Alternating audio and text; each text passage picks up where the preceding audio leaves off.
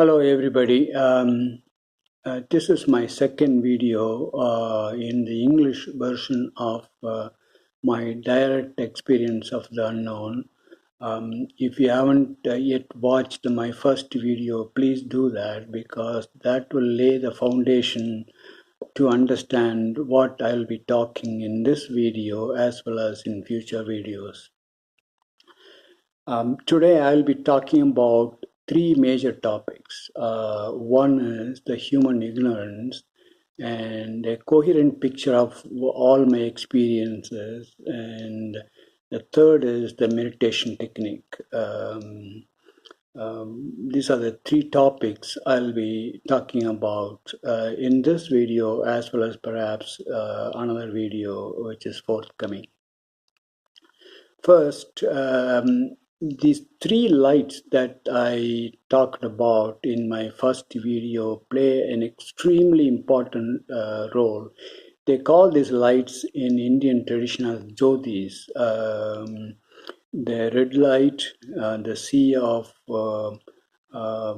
red jyotis around you, and the second one is the golden light, which is around you again. And the third one is the sea of white light, which is again around you. In Indian tradition, you call these lights as Saraswati, Lakshmi, and Parvati. In Christian tradition, you have different names for these three lights.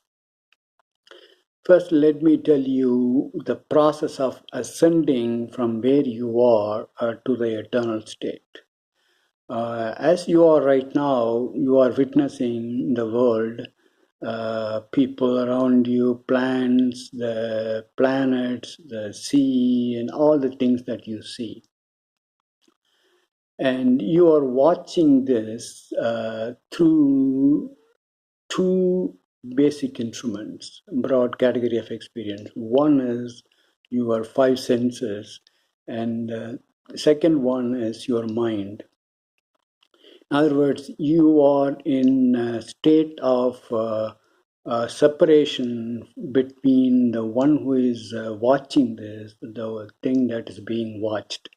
This is what in Indian tradition, Hindu tradition, called Dvaita state. That's a two state. There is separation between the one who is watching and the thing that's being watched. There is some extraordinary energy around you, which is being transformed by your five senses and your mind as this world and various ideas in your mind. So the first thing that will happen when you ascend from your current state is that you will see this extraordinary energy or Shakti which is around you, which is a red color. As I said, this red light is what in Hindu tradition calls as Parvati, and this is the light Christ saw, or Christ points to in his picture at his heart. And when you are seeing this, the sea of red light, you are still in the Dvaita state. In other words, there is a separation between the observer and the observed, the one who is witnessing and the thing that's being witnessed. When you merge with this, red light, that's when that state is destroyed, and then you ascend to the next stage, which is the light of the golden light. That's the golden light I talked about in my first experience. And again, you will see this extraordinary, beautiful golden light all around you. And at that time, you will not really experience the joy. But when you merge with that golden light, you will experience this joy that I experienced in my first experience.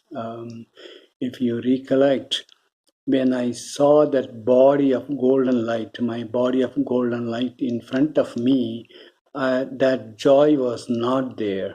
But when it was merged with me, then I experienced that extreme joy. So that is what I'm talking about merging with. That is the destruction of the state of the witness and the thing that's being witnessed, the Dvaita state. And when you by the way, this golden light is in everyone, within every one of you as a life principle. That's the one which creates a life. That's the one which is life, which is inside you. I'll tell you how it landed within you as life in another video. And if you recollect, in one of my experiences in the first video, the golden light comes from my forehead and gives life to the central one of the three heads, and that one becomes alive, and and it smiles at me. That golden light has the power of joy as well as creating life, and that's what inside you as life, as a life principle. When Christ said that I am one with life, life and me are one and the same. What he described was the merging of himself with that golden light. That's when you ascend to the next stage. At the next stage, you will see the white light. As I said, the white light is the place where your I-ness is. So in your normal experience, the white light is in you as the pure I-ness. The I-ness without the ignorance of that you are a man, you are a woman, you are a husband, and so on, so on. You did this, you did that, and you hold a degree, or you're just a farmer, and all those ignorances are put on top of that pure I-ness. That pure I-ness is a ray of white light coming from the white sea. If you recollect, in one of my experiences, the me inside in me went and merged with that white light. So that's what I'm talking about as the pure I-ness. The pure I-ness is what is inside you as you. And when you ascend to that state where you see the white light all around you, again there will be an ignorance, the Dvaita state, that is, you are separate from this white sea of light. When you merge with that, all the lights will disappear. The next stage is you will experience the total darkness. This is what Buddha experienced. He called this an emptiness or shunya or whatever. By the way, the merging of yourself with the white light is what Christ described as the I am one with my Father. That's when he identified, he merged with that white light principle, and then he went to the next stage. and the emptiness or the darkness that Buddha was talking about is again Dvaita state. That is, there is a separation of the witness and the thing that's being witnessed. Here, the thing that's being witnessed is that darkness, and the one who was witnessing is Buddha at that time. At some point you will merge with that, and when you merge with that, the complete annihilation takes place. And when that is happening, you will realize that you came from that darkness, and then you are returning back to that darkness. Within that darkness, there is absolutely no observer and observed, the witness and the thing that is being witnessed. Total merging. There is nobody to, there is no ignorance, absolutely. There is nothing to see. There is no one to see either. That's what in Hindu tradition you call as a Brahman state and Parabrahman. And that's what Adi Sankaracharya described as the Advaita state. Advaita really means, as you all know probably, the negation of the Dvaita state. The Dvaita, as I said, is the ignorance, that there is a difference between the witness and the one that's being witnessed.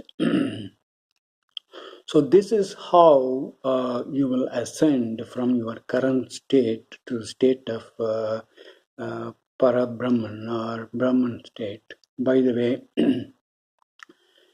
if you are watching this and if what you are doing is you are hearing my description of the thing that is beyond the mind. I have to use the words at the level of the normal human mind to describe the state which is beyond mind.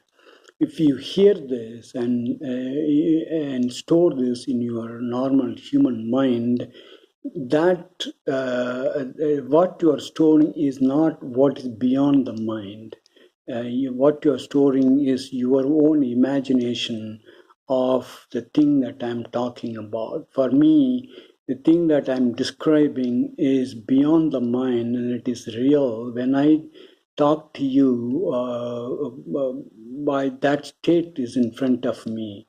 But when you are hearing this and storing it in your mind, you have only the description of that in your mind.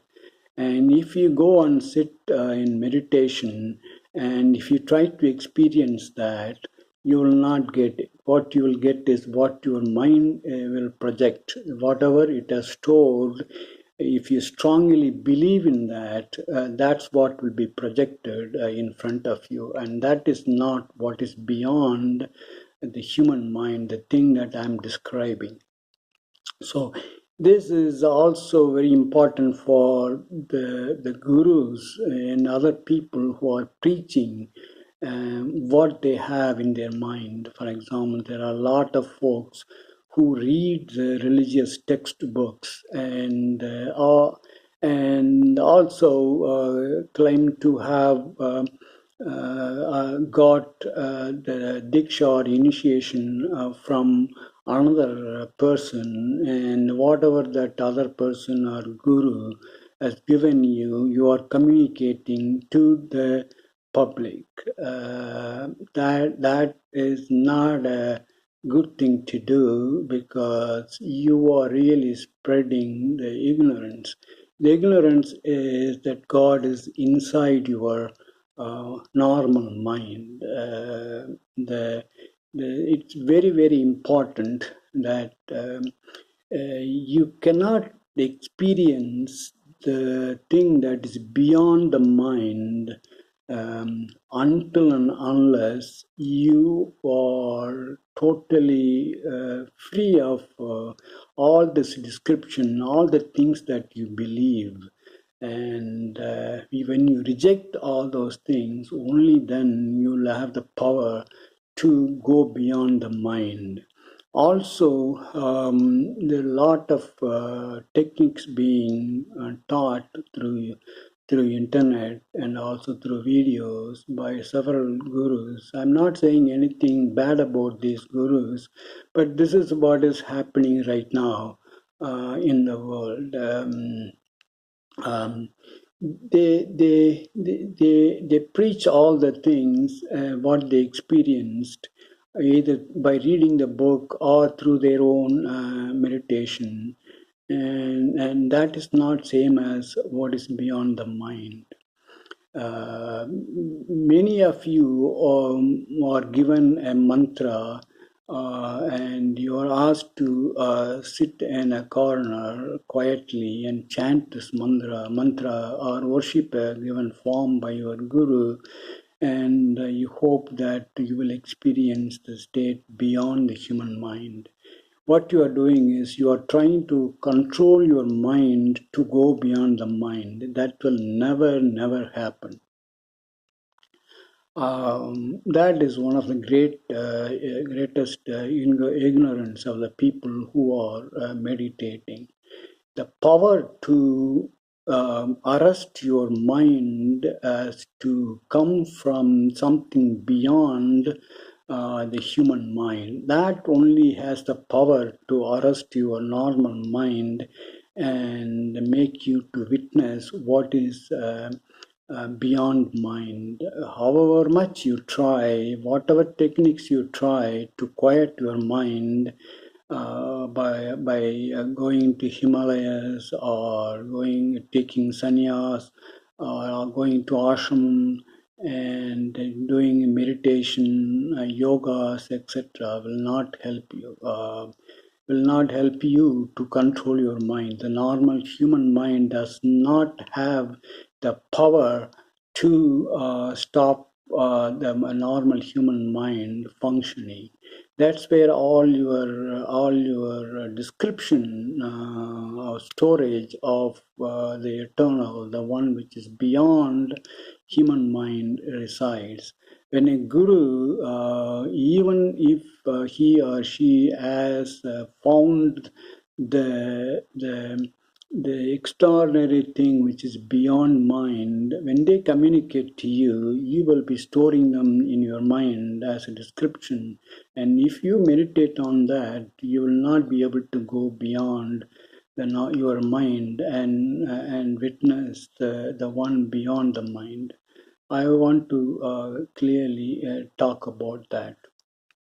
Um, Now, I would like to talk about the descending, how one descends from the state of Parabrahman, that the total darkness, annihilation of everything, to the current state, partly in various experiences that I have described in the last video, part one video, as well as some of the experiences that I'm going to be talking today, and perhaps the next video.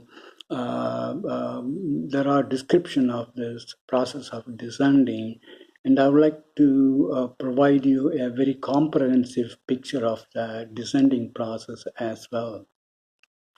If you recollect, one of my experiences in the first video, that is the part one video, is that I come from, there was darkness everywhere, and then something comes from that darkness. It separates into two, and then I am the observer, and there is some female voice which is in front of me without any form, and that is the first state of descending.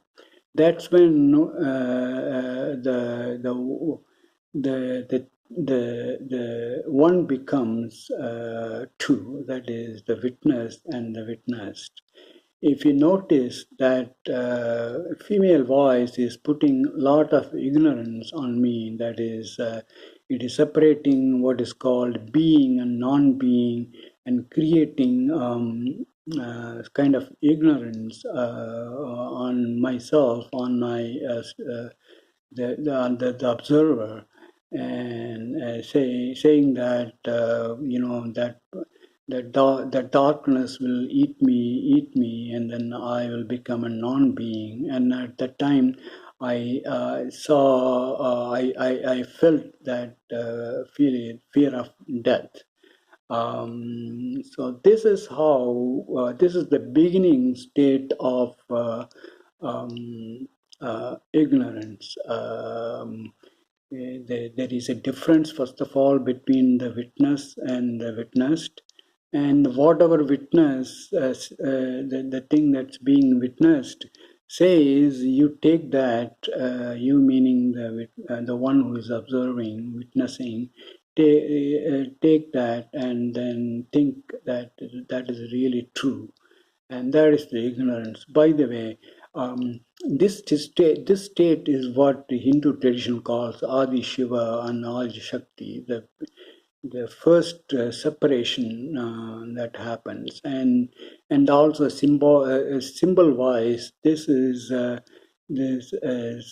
described as a dot without any dimension, just a dot in Hindu tradition. And this Adi Shiva and Adi Shakti is same as Adam and Eve in Christian tradition. If you recollect, around Shiva, there will be a snake. And that snake always, in all these traditions, represents or points to, is it just only a symbol? It symbolizes ignorance. In Christian tradition also, you will see that the snake in between in between Adam and Eve, and you know the story of what that snake did. Anyway, this is the ignorance, and this is what Hindu tradition calls Ashura Shakti, or whatever, ignorance. In fact, all those folks who are preaching to the public through internet by reading various textbooks of Puranas and Itihasas, or whatever they heard from their gurus, they're really preaching ignorance, because what they are preaching is what is in the normal human mind, and that's where the ignorance resides. That's where the Asuras reside. There is no Devas and Asuras beyond that human mind. And there is nothing like devas and asuras beyond the human mind, mind, which is supported by this red light. There is only extraordinary joyful, this golden light. Anyway, from the state of two, that is that I was describing in my first video, as well as just a few seconds back, if you recollect, I was given the ignorance, or if you want to call that as a knowledge, it's not really not the knowledge. It's the knowledge that's really an ignorance, that I have two eyes. One is the red eye, the other one is the white eye without the people inside. And when I watch through these eyes, through the white eye comes the white light. Through the red eye comes the red light. And through the eye in my forehead comes the golden light, as I described in one of my experiences. These are the three jyotis, or this is how these three. This is how the three jyotis or lights originate. It originates. It's created by the one who is behind these three eyes.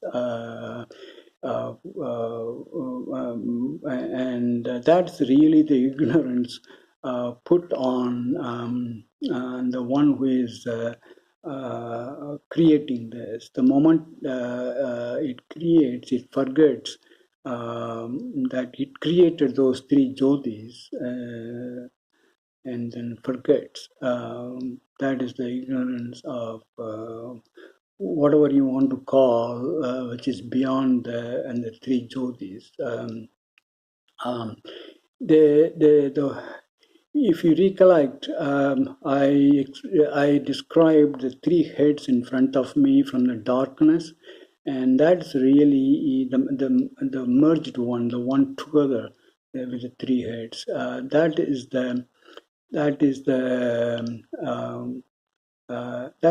That state is what is called Maheshwara or Maheshwari in Indian Hindu tradition. If you notice, there will be three heads in that statue. You call that as a Brahma, Vishnu, and Shiva. This is same as a Trinity in Christian tradition, by the way. Then, this is how the one becomes the three lights. And another experience, I was talking to you that, sorry, golden light comes from my forehead and it falls on the central um, figure, and it becomes a beautiful woman. And then I merged that with that woman, and then I saw the five snakes on top of me. This is what you call Vishnu. Vishnu is this is how Vishnu state is born from the one beyond those three lights. By the way, there is a symbol for this state, the Maheshwara state. That's what I experienced one day again by the same process of my mind being arrested, and I saw a dot in my forehead, in between the two eyes, in between two eyebrows, and there was a triangle, upward pointing triangle around that dot, and that's a transparent triangle, and the dot inside is very clearly seen, and that's why I call, though it is surrounded by this by the triangle. If you recollect, those triangle correspond to the three jyotis. I described one of my experiences in the last video. By the way, this triangle is there in each one of you, and the dot is there in one of you. But in your normal consciousness, when you are ignorant of your real state, this triangle it becomes opaque. It is made opaque by the ignorance. It's made opaque by all the wrong information that you have about yourself. That is you are so and so's daughter or mother or father or son, and all those relationship you create. That all those ignorant information makes this triangle opaque, and you cannot see the one inside, or the dot which is inside. Neither you can see the three lights at the three corners of the triangle. So I will. It's getting time now. I will describe the process of descending in my next video, as well as talk about some more experiences of mine, my direct experience with the unknown, and I will destroy your ignorance. That is my only goal. Um, I was told that Buddha said the reason for human suffering is a desire, but really the real reasoning is because of your ignorance. ignorance of what God is really about and what you are and what is your life and what is the relationship between you and God. It is that ignorance that is creating a lot of suffering. I'll talk about that in the next video.